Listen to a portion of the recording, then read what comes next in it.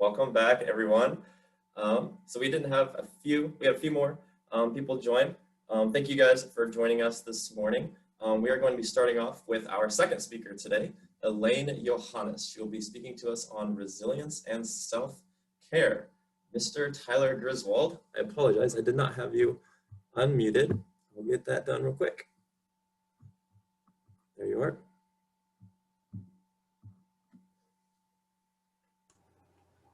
All right, Tyler, go ahead and read off Elaine's bio for us. Okay, good morning, everyone. My name is Tyler Griswold. I am a health manager for Special Olympic Kansas, and I am an athlete of Sitwick County Thundercats. Today, I have a special guest, Elaine Johannes. Today, okay, here we go.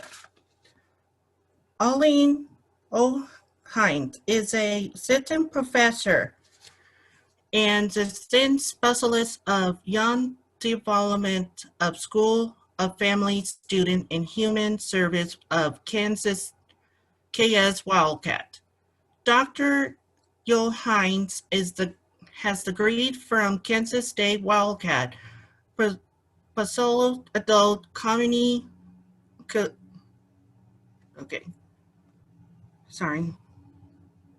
counseling in life and human development. She described the Great Plains of IDEA with development in family, community service, graduate programs in school of family, students, human service, and teach. Graduate course in opposite health, opposite in their families. In young program, Margaret Anderson, she is the chair of the Human Development of Family Service, HDFS, until in the school. As Anderson specialist, Johannes focuses on the health and development and reason for equivalent possible of youngs. She is the member of Kansas Mall and Children Health Council for Bureau of Family Health and Kansas Department of Health Environment and is a governor's of Kansas Department of Kansas Survival Group of Javelin Justice. Johannes was also part of the National Citizen Presence Land Great Advisory Prove Young Development of Health Action Team. 2015 and 2018, Johannes can an ongoing steady transfer of resolve force between parents and their often who are living in proof. And ladies and gentlemen, my great honor of this morning, Elaine Johannes.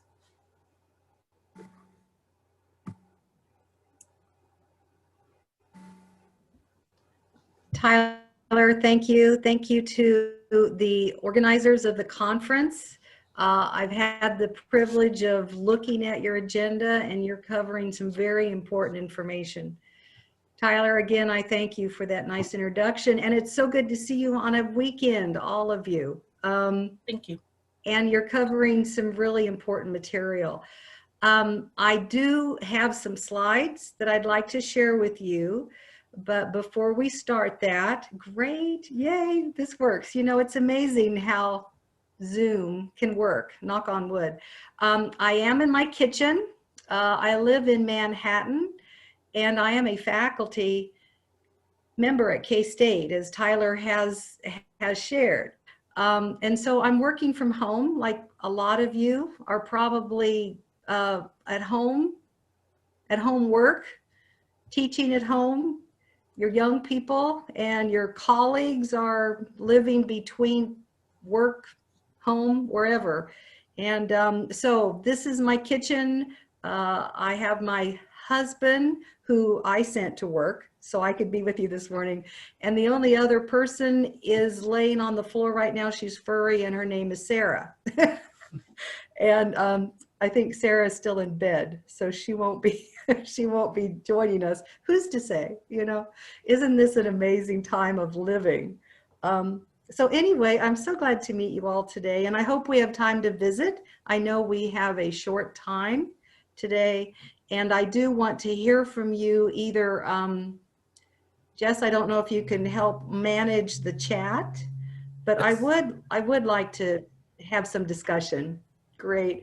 So I'm going to go ahead and share my screen, get us underway, because I know you have a packed agenda. And Jess, you're going to shout out in case things aren't working well, but I would like to keep us in this mode so I can see you. I can see your faces. I can see your responses. So if this is okay, we'll get underway. This may not be your typical way of looking at slides, but so this morning, I'd like to talk about something that we're living with right now, and even today, stress and resilience. And I know that our friends in Special Olympics, all of you who participate, the athletes who are on today, the families who are part of their training and experience, and all the staff, these are challenging times. These are really challenging times. And in my work, I do try to help people unpack stress and unpack trauma and understand it a little bit more, because if we understand those issues, then we can maybe control them and cope better, and then model our coping with the people around us. So that's really what I'd like to spend some time with you today about. So this is where I live. This is a picture of the Kanza. The Kanza Prairie is immediately east of Manhattan. Some of you may have walked those trails.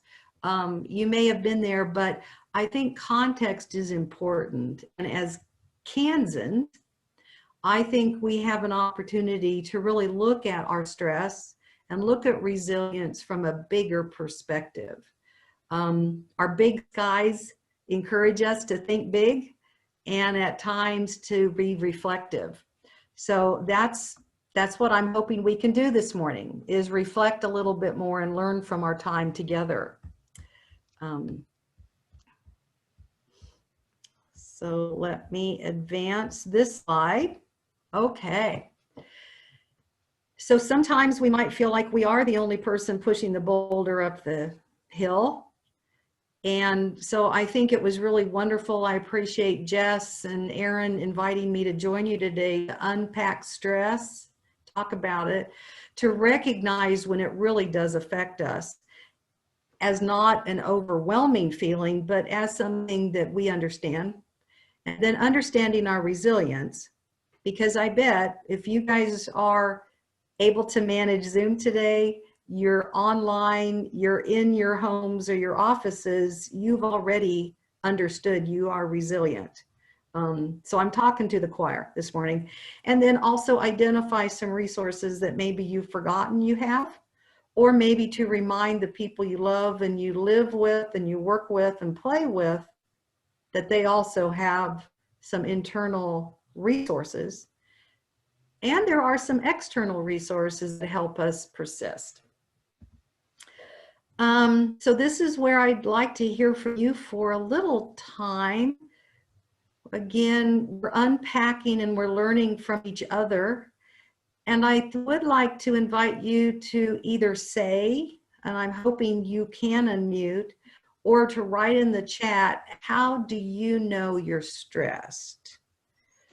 What are the feelings or thoughts that you have that give you the warning sign that you're stressed? And I'll start this morning. Hurriedly around, getting ready for meeting you this morning, and I could tell that my breathing was not as deep and that I had consumed too much caffeine. because my heart was kind of going quickly as I was trying to make sure that all the internet was working. So I would invite you to either say or type in the chat, and Jess, you'll help us manage the chat a little. What are some of the signs that you have that Go ahead and you're feeling stressed? unmute your mic if you'd like to speak. I enabled you to unmute yourself. So if you'd like to participate, please unmute. Like for me, when I get a lot of stress, like sometimes with arguing with my sisters or my brother or my family, sometimes I'll get a lot of stress. Sometimes I get a lot of stress. It's like when my sisters yell at me or my parents yell at me, that's why I get a lot of stress. Tyler, thank you. Yes, so you know yourself well, and that's important. Anyone else?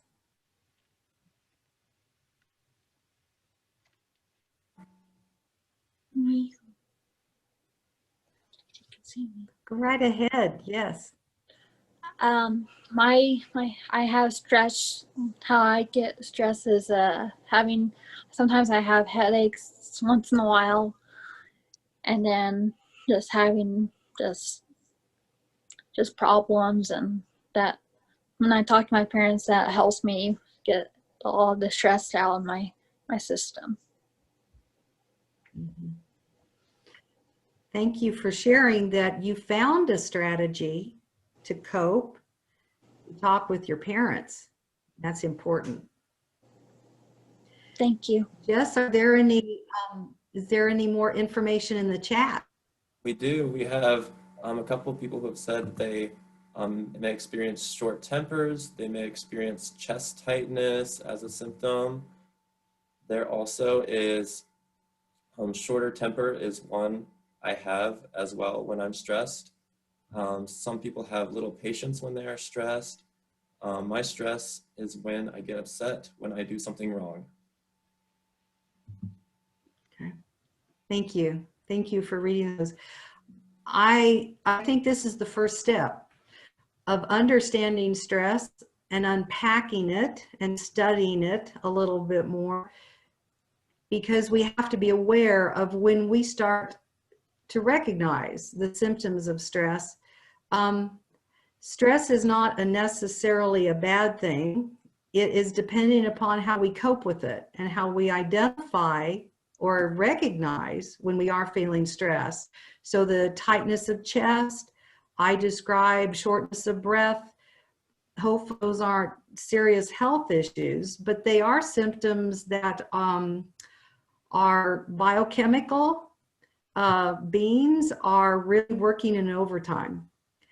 And if we have maybe some difficulty in remembering things, or we have difficulty in managing sleep, or maybe even eating changes, too much eating of unhealthy, maybe not eating enough, those are all signs and symptoms of stress. Some of us may feel it more about our emotion. And I think some of you who wrote in the chat, we know we're stressed when we shout or when we feel upset or when others also may become angry and show emotion. So we can show stress by physical symptoms, by social behavior like yelling or not getting along, as well as our thinking. And then we may actually become isolated and depressed, and that may be part of just how we socially remove ourselves from whatever is creating stress. But let's dig a little bit deeper. And oh yes, Jess. There's another one here in the chat that I think a lot of us experience, and it's that sometimes we feel like we can't do enough because we get overwhelmed, and sometimes we can't keep up with the daily activities that are going on. Yeah. Well, you were reading my mind, Jess. How did you know this is our next slide? I picked this because during this time of the pandemic and all the things that roll from it, we may feel like the boulder underneath holding up the world by ourselves, not doing enough. And Jess, that's what the person who typed in the chat was responding to. Right now, the people I work with extension agents across the state. I work with community health workers across the state. In my church and in my other activities, my students who I teach at Kansas State University, we are all feeling like we're holding the world up by ourselves. And it's a balancing act. It can be something that we don't feel very capable of. But again, in my time with you this morning, I want to reaffirm your resilience, your ability to balance and balance of the big boulders, but also the smaller pebbles in our path. Sometimes it's the daily stressors, the daily challenges that may be creating disequilibrium. And that's a great big word, but disequilibrium means we're out of balance. And as people, we know that we can usually handle things pretty well as long as other things don't intrude upon our ability to balance. So as beings, we seek balance, and our families do too. And let me say a word about family balance. All of us in some way live within families of birth, families of work, families of location. I know my K-State students are living in living groups like the residence halls, and those are families of themselves. Families themselves seek balance. When one member of our family is feeling unusual stress and is showing these symptoms that we've talked about this morning, it may put the rest of the family in imbalance. And I had said earlier that we seek equilibrium as people. And we have some mechanisms, some management coping systems to do that. But sometimes our families get out of order too, because there's too much stress that's not being able to be coped with. So families usually try to adapt, and there's some techniques that maybe you and your family have noticed when one member or several members of the family become too stressed. Some of the research that is done by Dr. Charles Olson reminds us that there's two things that families can do to come back into balance. One is being flexible. Flexibility is on a continuum. Sometimes we have families that are too flexible, meaning there aren't any rules, there aren't any operating orders, and too much flexibility creates more stress in a family, meaning that we feel like we aren't part of a family, we feel like we are disoriented, and we have no direction. And like this graphic portrays, we could feel like we're floundering. We're just out there swimming by ourselves. The other side of flexibility is that there's none. And that becomes rigid, and that becomes so hard that, again, that can be so rigid that if the next stress comes to the family, it can break. So on the continuum of being flexible, having families that can kind of manage their routines a little differently, adjust to schedules and adjust to change is just the best thing. And again, this graphic portrays how a mobile may actually adjust but still balance. The other thing that Dr. Olson reminded us is a factor called cohesion. And cohesion is that element of being bonded, of being connected, just like the graphic shows that the family is connected. So if the family is managing stress well, they're communicating, they're showing appreciation, they're spending time as a family or as a unit, and that cohesion, that's bonding, and that's attachment. And actually, that's one of the things that the pandemic is really stressing us about. Sometimes we have too much cohesion, meaning we spend too much time together. We're in the kitchen together. We're studying, going to school together. We're working together. And too much cohesion can be stressful because we spend too much time together. On the other hand, if there's little attachment, little affection, little communication, the same kind of thing can occur. We can become imbalanced and we can feel like we're out there swimming by ourselves. So for resilience and for family resilience, it's the perfect sweet spot between being flexible as a family and being cohesive, being bonded. Well, my time with you today is really about the individual, you and I, and the people we love and the people we work with, the people on our teams, and how we as individuals function. And this is a complicated graphic, but I do want to unpack it. And that's really what we're about this morning. And I'm going to use my cursor here to kind of discuss more about building stress. Not only does stress build inside, when we start feeling ourselves become anxious, some of those symptoms or signs we talked about, but also I'd like us to switch our thinking about, no, we're building our resilience for stress. We're building our building blocks so we can deal with any kinds of trauma, burnout, distress or stress and strain along our path. As you all know this morning, just the stress you're dealing with today is not the only thing you'll ever deal with, nor will we know what will be ahead of us. So building our stress abilities and our resilience right now is important, and we can learn from it. And if we can pivot or change our thinking in a more positive way, then that's what resilience is. So I'll go through this graphic pretty quickly. I want to make sure that there's time for some discussion, and then we'll finish up with resilience. So down here in the bottom, you'll see the word strain, which is in green, and the word stress, which is in blue. So most of us feel strain, and I think about the athletes that are on the conference Zoom today, and I think about the athletes who compete in the Olympics.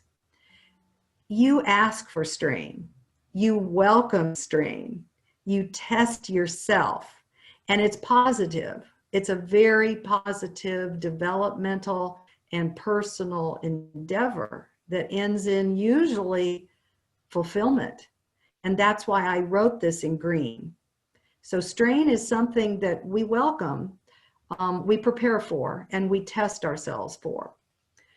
But going up in order, then stress, which I put in purple here, stress may be a little bit more than strain. Those heart palpitations that are unexpected, that are not part of a health condition, but we know it's part of us having more strain than what we had expected. Some of the other symptoms that you've talked about, maybe changes in diet, changes in sleeping. But again, we know that we have stress. We welcome it, like I welcome joining you today online, and I had some stress preparing. But it strengthens us, and that's why I put that in blue. Again, we're up for the challenge.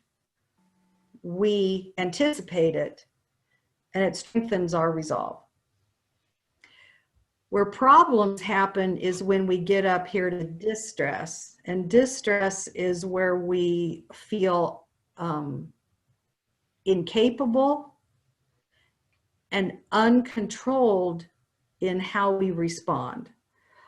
Our coping skills are challenged to the point where we really don't know that we can persevere, we can get through, we can get across the line. The word hardiness is a word that I'd like us to actually think about. If we feel distress, then that builds hardiness, almost like steel, the metal steel. It becomes harder the more stress it has, the more it has its own resilience. And if we can change our thinking about distress to I'm building hardiness, I'm building my resolve, and we can do that in 3 ways. Our hardiness can be built by recognizing a challenge is ahead of us, to recognize that I need to be in control of me, I need to control my behavior, and I need to have somewhat of an awareness around my emotion. And then hardiness is also built by commitment, that I'm going to get through this. I'm committed to myself, to coping, and to people around me. So distress is not bad.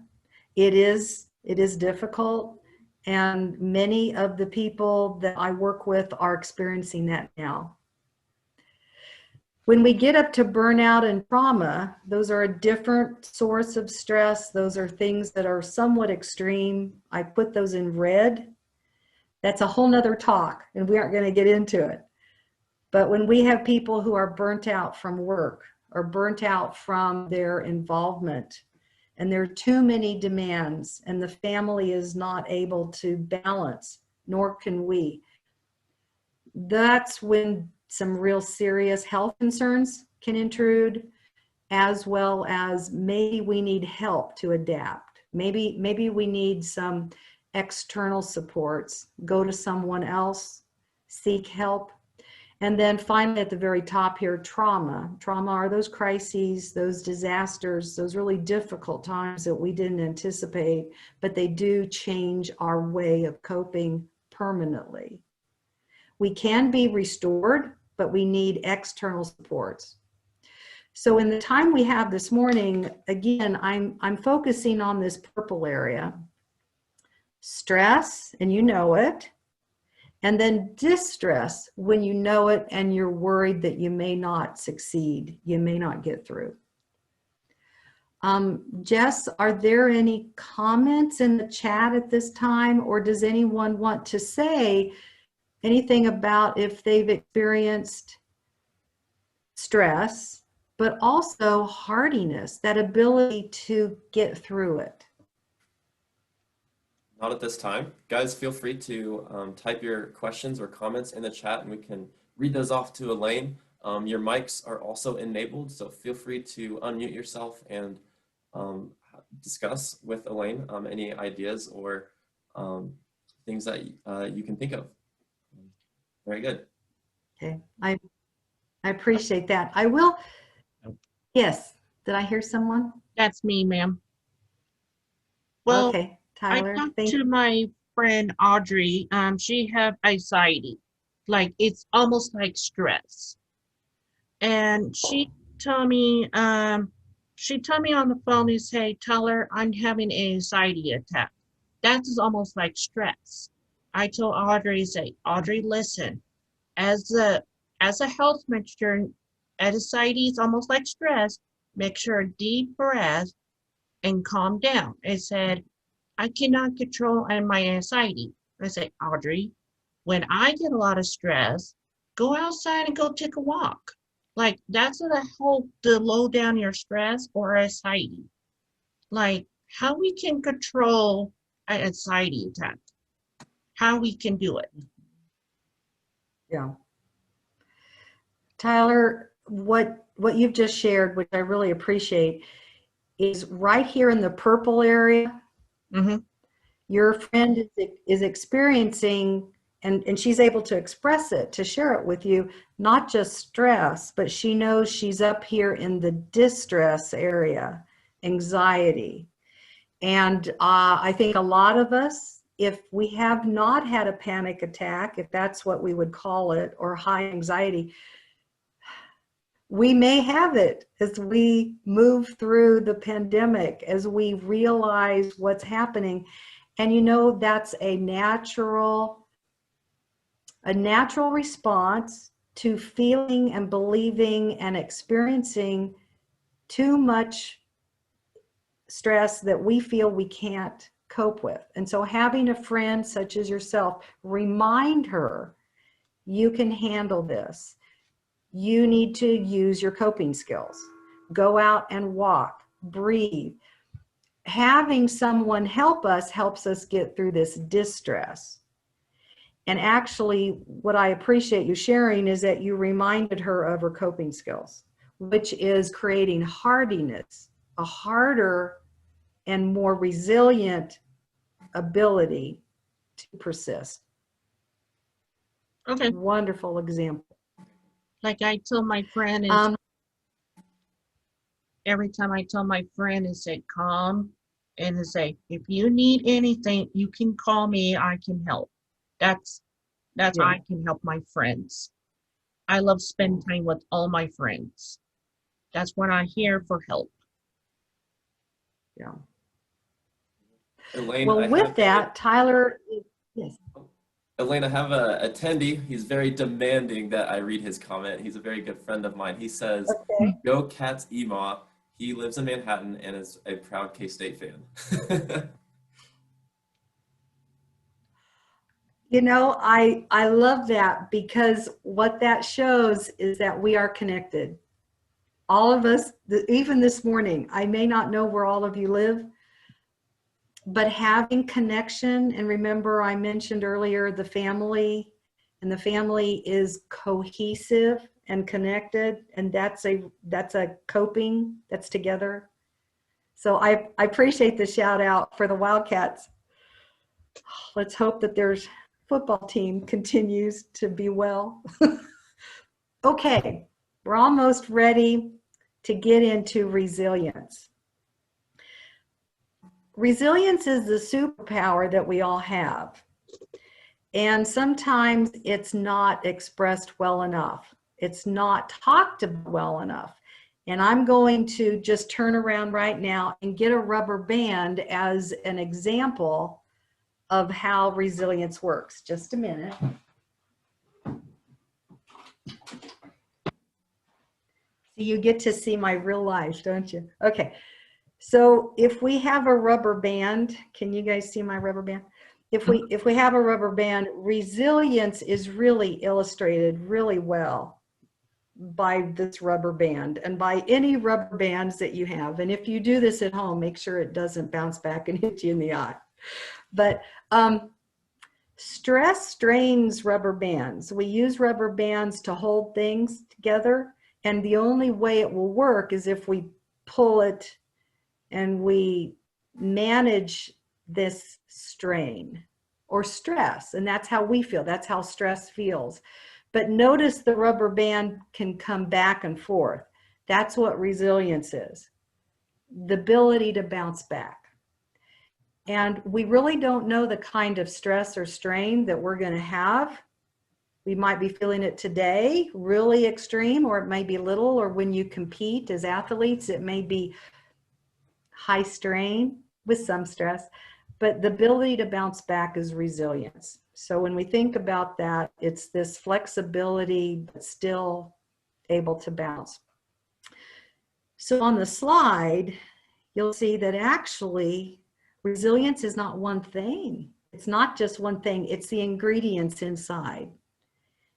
And I'd like us to spend some time understanding the inside part of resilience. So here at the very top of the slide, there are words of recovery and restore. So all of us on the Zoom conference today are adults. We've had some life experience, and we've had some knockdowns. We've had some things that have taken away some of our breath, but you know, we're still here. We have recovered. We are restored. And that serves us really well. We've tested this, and it's worked well. So at the beginning of thinking about resilience, I'd like us to remember that we have coping skills and we have managed, and we can recover and we can restore. But still, here in the red, the need to have more resilience. Because as we grow older, or as we move through the pandemic, or as we just live every day, or as we take on additional stress because we're competing in another event as athletes, we have to bounce back even more. And resilience, again, is built over time. So when we have friends or family who feel like they can't cope, who feel like they're losing it, quote unquote, I'm losing it, we as friends or we as ourselves can remember that we've used our resilient skills before. We have bounced back before. And resilience is built by adversity. If we have no stress in our lives, if we have no strain, we won't compete, we won't grow, and we won't learn that we have the ability to bounce back and reflect. And in these times, it's helpful to remind our friends and our relatives and the people that we live with and ourselves that we have the ability, and we have learned before, how to communicate with people, how to identify stress when we feel it, and how to reach out for the external resources, family, friends, teachers, coaches. We're wise and we know how to do that. And that brings us to the last part here, that it builds the resistance for the next thing that happens. We reflect on our abilities and it builds resistance for the next thing. And when I use the word resistance, maybe some of you who have been involved with healthcare, or you've worked in the medical field, or you've been around a lot of healthcare people, they may use the word about that person is resistant to the bacteria. That person is resistant to virus. That can be that they build up an immunity, they build up their capacity to resist what the bacteria is. Or the vaccine can help us resist things. Building resilience can help us resist and be resistant to the bad, negative impacts of distress. Elaine, So I have one. Elaine, listening to the slide, I wanted to make a comment as an attendee, but it kind of reminds me of how important it is for us to go outside of our comfort zone. And then there was a quote by one of the Mrs. Roosevelt that says, "Do something every day that scares you." And it just reminds me how if we do those things, that we can really expand our resilience and resistance to stress.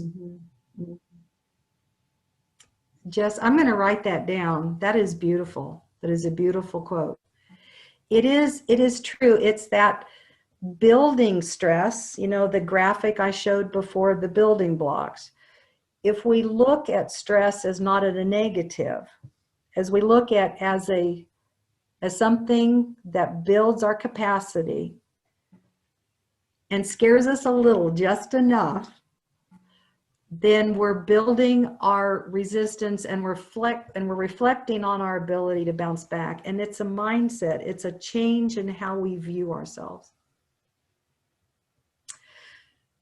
Well, let me then go to the next part. I so much appreciated coming into the yoga session. And at the very end, we were encouraged to say namaste, because I practice too. I practice yoga.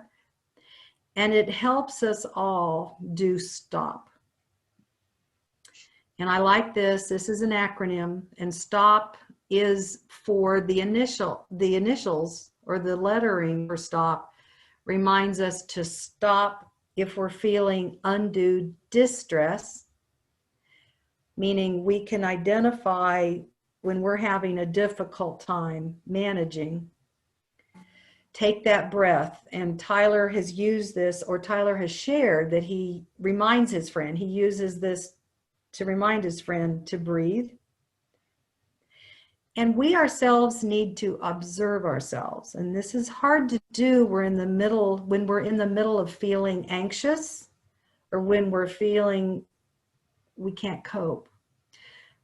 But if we can, observe yourself managing. Observe yourself getting through the difficulty, and then proceed on. And I can teach this, and we can teach this to younger people. Children can learn when they're feeling like they're out of sorts and they can't figure things out and they're out of control. We can encourage them. Now, can you stop? Take your breath. You can't even ask them to count. I remember growing up in Salina, my mother would say, count to 10. Breathe, count to 10. Observe yourself managing yourself, slowing your thoughts down, thinking about your resilience, and then proceed.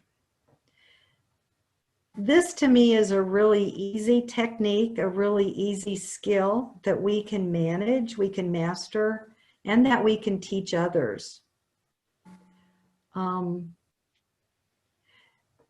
Does the stop kind of make sense for us? Does it make sense for you when you're feeling distress? Feel free to unmute yourselves, guys, or type your comments in the chat if you to participate.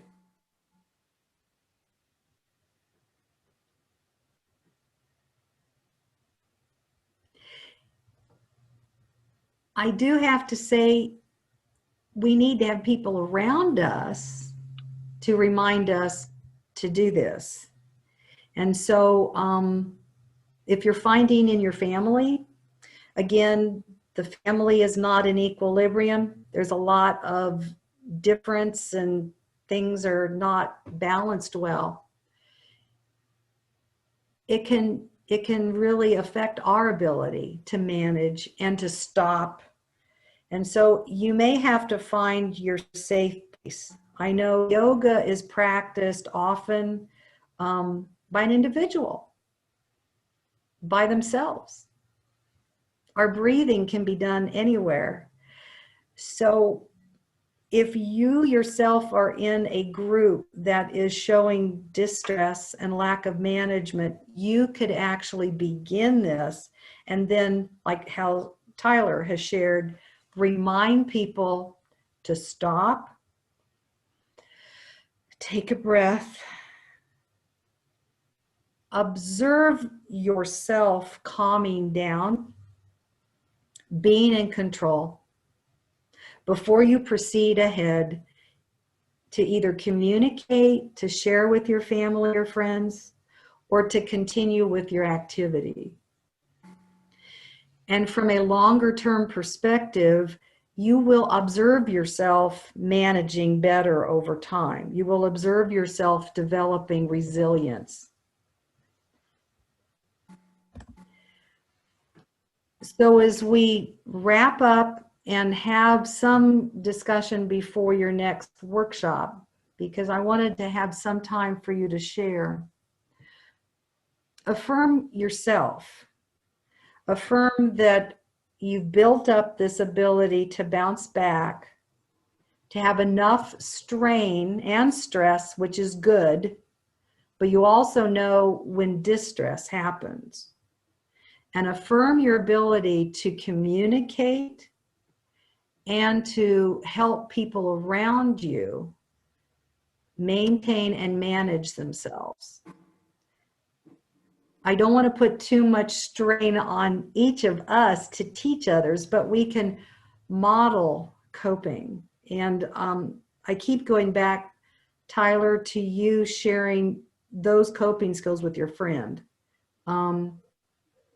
That's the best gift really that someone can give, is attention and reminding that people can continue to affirm. Now, Let me say a little bit about the rubber bands. They're different shapes and sizes. Some of us have a lot of resilience because we've had the chance to challenge ourselves, and we've had a chance to learn to cope. And we've also had the chance to get external help, people around us helping, reminding us. Some of us has very short little rubber bands. They haven't been very, they haven't been really expanded very well. But these sizes of our resilience skills can change, and it's done through practice. So I would encourage you, if we are reminding our friends of coping skills, of breathing, of walking, of thinking some positive thoughts, of communicating and being flexible and offer each other grace, meaning being flexible, people can learn and grow their rubber bands, meaning resilience. So as we wind up, I want to thank you. I want to encourage you all to be well. Affirm yourselves and the people in your lives, and use those coping skills that you have. Now, your coping skills may not fit with everybody, but it is a model for the people in your lives and the people that you love. And you, as you get older and as you test your resilience a little bit more, I wanted to give enough time for some discussion as well as some reflections. So Jess, are there any Go ahead. chats? Let's go ahead and take 4 minutes here. We'll go to 10:50. Your mics are Okay. able to be unmuted, so let's ask a question if you would like to, or comment it in the chat. I see Becca with her hand raised, so let's start with Becca. How can you help a family member, like a sister or a brother, like to help them make sure that they don't have a lot of stress? And if you want to help, how could you help them? Mhm. Becca, thank you for asking. It is difficult to know how much help we can provide other than modeling it, showing through our own lives and our own experiences that we can continue, that we cope, and maybe even showing that communication, meaning sharing, not telling people what to do, but listening to her stress, listening to her story, and then showing that you understand. You understand that stress, and that she has the ability, you have confidence in her ability to bounce back. If your sister is showing one of the sudden stresses, like shouting or emotion that you don't understand, then maybe this slow stop breathing and showing that you understand and that you aren't going to make it any worse, but you're going to show how you cope, and maybe she can learn from you. Thank you it's a so learning, much. isn't it? It's learning it's learning your sport, all of the athletes here. It's learning what works for you and what doesn't when you compete. It's the same kind of teaching or modeling you can show her. Thank you so much. That really Thank was. you for And then I know stretch balls can help too once in a while. asking. Yes. Yeah. Thank Yep. you. Yes. Thank you, Becca. I'm going to read some comments from the chat here. We have a lot of people who have said, thank you, such a great presentation. We really enjoyed your presentation, Elaine. We have people who agree. They say, great information and wonderful reminders. Yes, thank you, Elaine. I deal with stress at work and stress with trying to get dishes done at work and trying to get everything done before lunch. Rush happens. And then, thank you so much. We have time for one last very quick question. I saw Tyler's hand raised. Go for it, bud. Okay, I know a lot of people in all the other athletes athletes are a lot of stress with COVID-19, like no sports, not doing anything. Like I tell all my friends and I tell all my athletes, like on my team, like Thundercat, like all my friends tell me when we come back, when we play again. I say, God, how we can, they're in a lot of stress with all the virus is spreading. How we would tell all the athletes to say, like, how we can tell the athlete to low down their stress with the COVID-19 is spreading, like no sports, not anything. How we can do it. Yeah. Tyler, what you've shared is happening across the whole world, isn't it? And really happening with younger people who had goals, especially their sport goals, and now they can't achieve those because of what's happening. And so if you remember that slide I had that had the building blocks, right there in the middle between stress, which we can feel like we're doing okay with, but then the distress is what I think you're describing, the distress, and how we can together cope with that and get through it together is building hardiness and reminding ourselves that we're together, we are a community, and we can build commitment to the community. Now, we can't perform like athletes usually do because of the physical limitations of what Corona has done right now. But as a community, we can reflect on how we will get back to our sport. We can reflect and share what we're doing in the meantime to build other muscles, to build other capacities, like starting, oh gosh, new reading, starting new hobbies or endeavors, not forgetting our sport commitment. But it may be we have to suspend it a little bit more or change it up, do more training at home, you know, with the tools we have, because we're building hardiness, meaning we're building our commitment to our sport. We're building the awareness that this is challenging, okay? And the third thing about hardiness is commitment. And commitment to, we're going to continue and control ourselves, not get too anxious, but continue to bounce back. Those are the three things of hardiness: commitment, challenge, and control. They can be learned and they can be practiced and shared. I so much appreciate you guys. Thank you for having me. Jess, have a great rest of the day, the conference. It was wonderful. And go Wildcat. I'm a KU fan, actually, but yes, go Wildcats for you guys right here. Yes, go Kansas, the Sunflower State. So our parents, our athletes really, really appreciate you, and we are so thankful to have you for our 2020 Virtual Health and Leadership Forum. We also would like to invite you, feel free to stay for any other speakers who may be with us. Just because you've spoke and you've done your part doesn't mean you have to leave us if you don't want to, so feel free to stay if you'd like to. And for those who have attended, you have all been entered to win one of 2 Xbox One X's. You have also been entered to win a door prize as well, so thank you for being here. As you know, we are using the same Zoom link throughout the day, so